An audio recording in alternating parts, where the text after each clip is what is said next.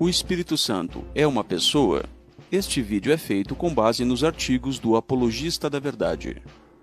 Vejamos primeiramente qual é o conceito judaico sobre o Espírito Santo. O termo Espírito Santo aparece apenas 3 vezes na Bíblia hebraica, segundo diz a Wikipédia. Uma vez no Salmo 51:11 e 2 vezes em Isaías 63:10-11. No judaísmo, Deus é um. E o termo Ruach HaKodesh, ou Espírito Santo de Yahvé, ou Jeová, significa por vezes a inspiração profética. E em outros casos é usado como uma metonímia de Deus. Uma metonímia é uma figura de linguagem que consiste no emprego de um termo por outro, dada a relação de semelhança entre o segundo e o termo entre as orações, ou a possibilidade de associação entre 5 ou mais figuras de linguagem destes. Veja alguns exemplos de metonímia. O autor pela obra. Veja o seguinte exemplo. Gosto de ler Machado de Assis. Na verdade, o correto é: gosto de ler os livros de Machado de Assis. Veja outro exemplo de metonímia. Instrumento pelo portador. Os flashes o seguiam aonde fosse. Isto é, os fotógrafos o seguiam aonde fosse. Esses são apenas alguns exemplos de metonímia. E é assim que o judaísmo sempre entendeu a Bíblia quando se fala da relação entre o Espírito de Jeová e o próprio Jeová, o Espírito de Deus e o próprio Deus. O Espírito Santo rabínico tem um certo grau de personificação, mas permanece sendo uma qualidade de Deus, um de seus atributos, e não, como na representação majoritária cristã, como sendo qualquer tipo de divisão metafísica da divindade. O substantivo ruach, literalmente sopro ou vento em hebraico, em várias combinações, aparece diversas outras vezes na Bíblia hebraica, significando o Espírito de Deus. Bem, aqui nós já temos um grande argumento contra a personalidade do Espírito Santo. Se o Espírito Santo for de fato uma pessoa, então todos os servos de Deus da era pré-cristã acreditaram numa mentira e foram enganados por Deus. Você acha isso coerente? Você acha que isso faz sentido? Você acha que Deus pregou uma peça em todos os seus servos do Antigo Testamento, fazendo-os pensar que o Espírito Santo era algo e não alguém, e aí chegou no Novo Testamento e Deus diz: peguei vocês. Eu estava brincando, o Espírito Santo era uma pessoa. Certamente, esse não é um raciocínio coerente. Vejamos alguns textos, então, que os trinitários usam para tentar provar que o Espírito Santo é, de fato, uma terceira pessoa no ser divino, na Trindade. O Consolador é uma pessoa? No Evangelho de João, capítulos 14 a 16, Jesus faz referência ao Espírito Santo como sendo o ajudador, em grego, paráclitos. Um termo descritivo que algumas traduções colocam em maiúsculo, como sendo um título, vertendo tal palavra como ajudador, em maiúsculo, ou consolador, em maiúsculo também. Contudo, o fato de a Bíblia atribuir tal termo ao Espírito Santo não faz com que ele seja uma pessoa. Apenas mostra que uma de suas funções inclui dar ajuda ou consolo aos servos de Deus.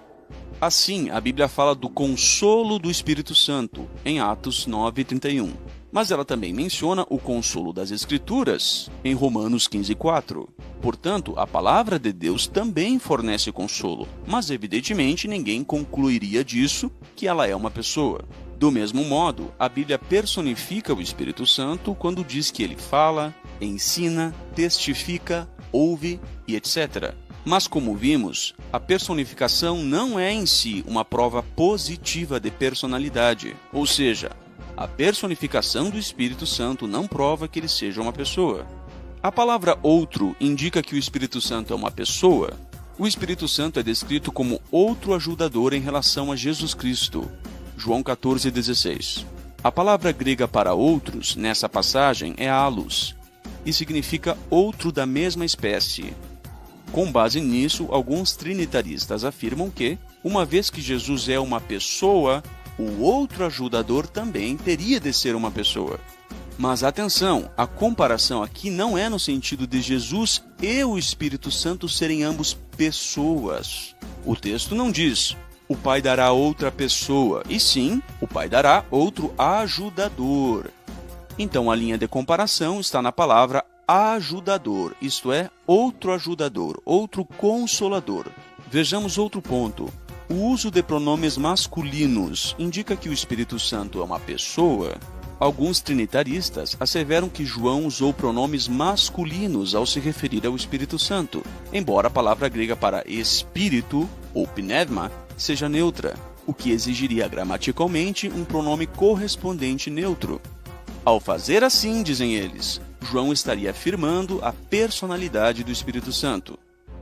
Mas será que João realmente usou pronomes masculinos ao aludir ao Espírito Santo, violando propositalmente regras gramaticais para assegurar aos seus leitores que o Espírito Santo é uma pessoa? O que mostram os fatos? Longe de ser assim. O texto grego mostra que, quando a referência é ao Espírito, a palavra é de gênero neutro, o artigo e os pronomes correspondentes também estão no gênero neutro, concordando gramaticalmente. Isso pode ser visto em João 14,17, por exemplo, que declara: o, neutro, Espírito da verdade, que, neutro, o mundo não pode receber, porque não observa a ele, neutro de novo. Nem o conhece. Vós conhecereis a ele, neutro de novo. No entanto, quando a referência é ao ajudador ou paráclitos, palavra que em grego é masculina, o artigo e os pronomes correspondentes estão no gênero masculino, ao passo que a palavra neutra ou pneuma, espírito, continua a receber o artigo e pronomes neutros.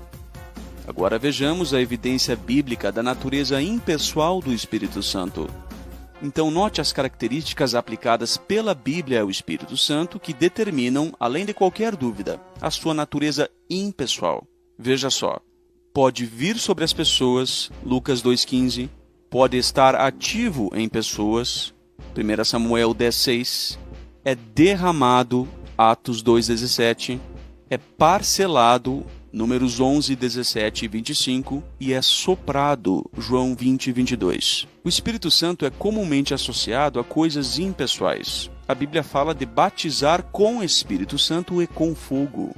Mateus 3,11. De estar cheio de fé e Espírito Santo. Atos 6, 5 e 11, 24. De estar cheios de alegria e de Espírito Santo. Atos 13, 52. O Espírito Santo dá testemunho, mas não junto com o Pai e o Filho, conforme diz João 8, 17 e 18, e sim junto com coisas impessoais, tais como a água e o sangue. 1 de João 5, 5 a 8. Ademais, afirmar que o Espírito Santo é uma pessoa, além de ser biblicamente incorreto, tendo em vista o contexto bíblico, também implica em problemas teológicos desconcertantes para os defensores desse dogma. Isso certamente levantaria questões bem intrigantes. Veja, por exemplo, João 8, 17 e 18. Diz assim: também, na própria lei de vocês está escrito: o testemunho de 2 homens é verdadeiro. Eu sou um que dá testemunho de mim mesmo, e o Pai que me enviou dá testemunho de mim. Pergunta: por que Jesus não apresentou o Espírito Santo como testemunha junto dele e do Pai? A resposta é óbvia, porque os judeus não entendiam que o Espírito Santo era uma pessoa, e Jesus era um judeu. Então Deus deve ter enganado durante milênios o povo judaico e simplesmente se revelou de uma maneira totalmente diferente ao povo cristão. Mas talvez aí você diga: mas foi assim, Deus se revelou de uma maneira diferente ao povo cristão. Mas aí eu pergunto para você, por que essa revelação não é dada nas Escrituras diretamente? Por que ninguém disse que houve uma mudança no entendimento do Espírito Santo? Por que não? Você não acha que essa mudança pelo menos deveria constar na Bíblia, visto que ela muda toda a visão do povo judaico? Por que será que não existe nenhum versículo na Bíblia que diga algo assim: vocês, judeus, lembra quando vocês pensavam que o Espírito Santo era algo e não alguém? Pois é, agora mudou. Agora ele é alguém e não algo. Vocês foram enganados por Deus. Você não acha nem um pouco curioso que todos os mandamentos, tudo que se tinha no judaísmo, que foi transferido para o cristianismo de maneira diferente, foi alertado e mudado, e até mesmo levou tempo para as pessoas se acostumarem com um novo entendimento. Mas justamente o entendimento judaico sobre o Espírito Santo, que mudou, segundo dizem os trinitários, justamente esse, não há nenhuma alegação disso na Bíblia. Você não acha isso nem um pouco curioso?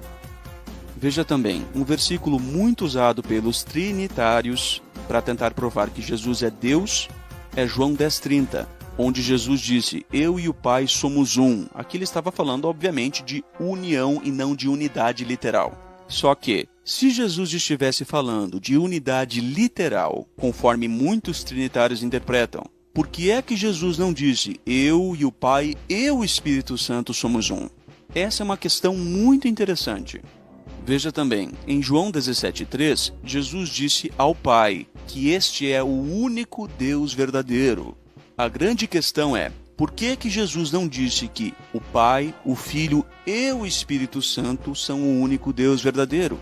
Onde é que estava o Espírito Santo quando Jesus falou isso? Será que o Espírito Santo não é o único Deus verdadeiro, conforme diz Jesus? A resposta é óbvia. Não, é o Pai. Jesus falou a verdade. Em Mateus 24:36, Jesus diz assim, a respeito daquele dia e daquela hora, ninguém sabe, nem os anjos do céu, nem o Filho, mas somente o Pai. A grande questão que se tem aqui é, por que é que os anjos são mencionados como não sabendo o dia? Por que é que Jesus, o Filho, é mencionado como não sabendo o dia? Por que é que somente o Pai é mencionado como sabendo o dia? E o Espírito Santo nem sequer é mencionado, nem como sabendo, nem como não sabendo o dia. Essa é uma questão fundamental que tem que ser respondida biblicamente. Então, todo esse conjunto de provas biblicamente documentadas estabelece um nítido marco divisório entre a clara doutrina bíblica da impessoalidade do Espírito Santo e as pretensas, infundadas e antibíblicas afirmações de sua personalidade. Tal conjunto probatório constitui uma evidência cumulativa e harmoniosa com a inteira Bíblia Sagrada, que só pode ser explicada pela veracidade do conceito bíblico de que o Espírito Santo é, de fato, a força ativa de Jeová Deus.